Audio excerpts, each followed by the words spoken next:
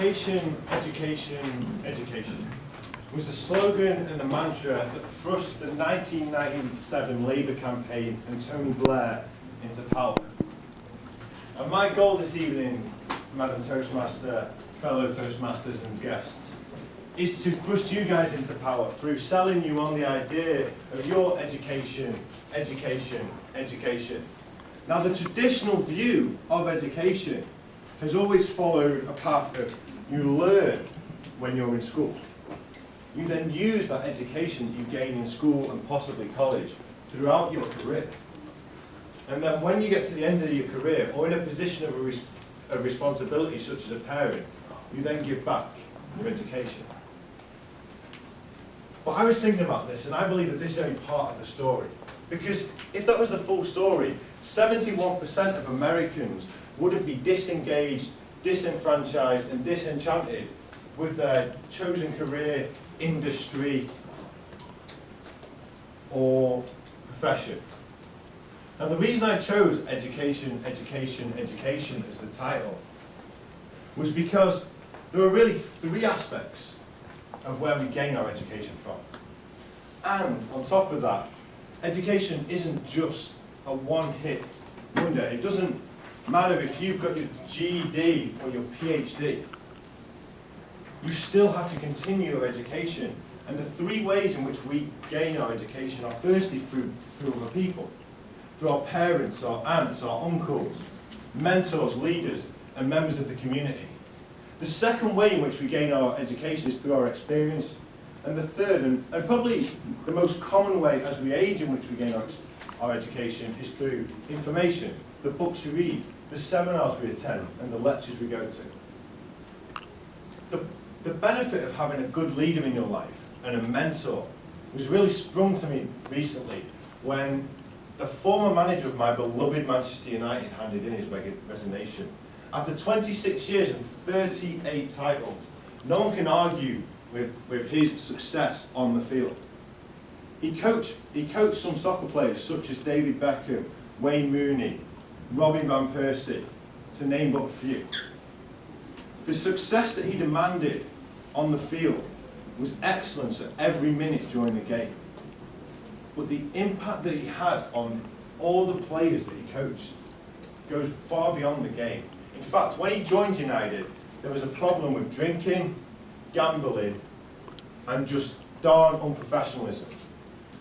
He put an end to that.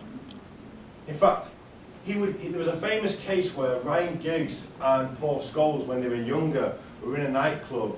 He got a phone call at 3 in the morning off the assistant manager, went down to the club and pulled them out of the club and told them, if you ever go to this club again, you won't play for my club. He demanded that they were not just excellent on the field, but excellent off the field. As a result, his legacy stands not only having coached over 1,000 players, but he has 27 people that he coached that coach top-flight professional football clubs.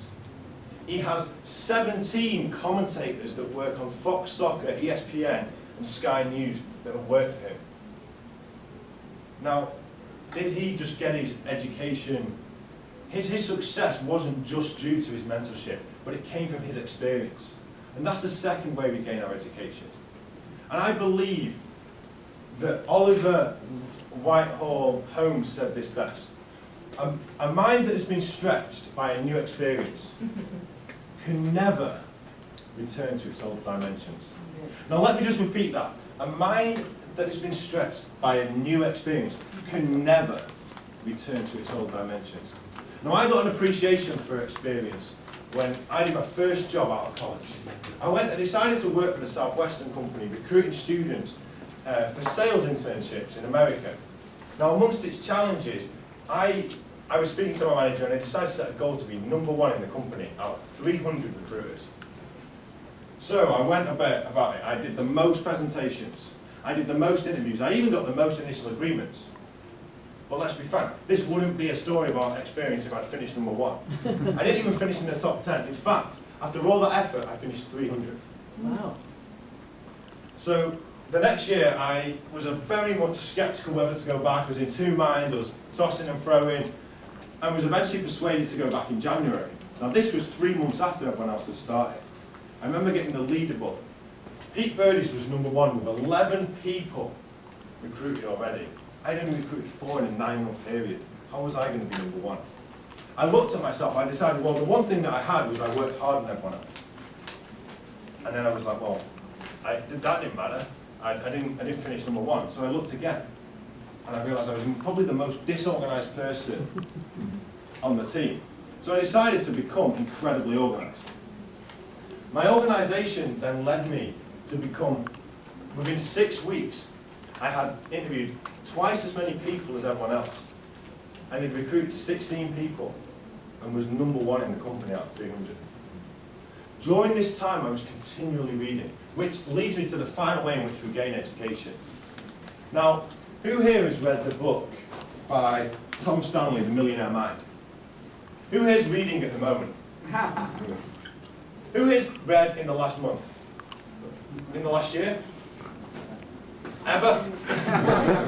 Now my goal with this story is to persuade you to see the importance of reading. In the story, Tom Stanley talks about a chap called Mr. Benjamin. Mr. Benjamin was a bus driver. He was incredibly worried because he had 6 children, all that were very bright. When he got to 25, he realized that there was no way he was going to be able to pay for these kids to go to college.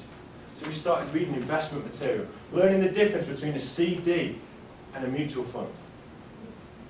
30 years later, he had paid for every single one of his children to go to college and had a net worth of $3 million.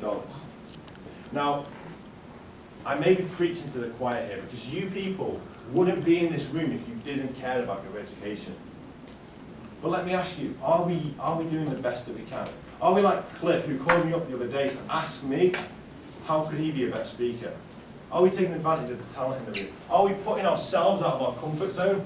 And are we reading the right material? Because at the end of this, there's not going to be a stand outside where I'm offering a course for a fee. The only thing I hope you bought into is the message. And please take action on your education, and your education. Thank you.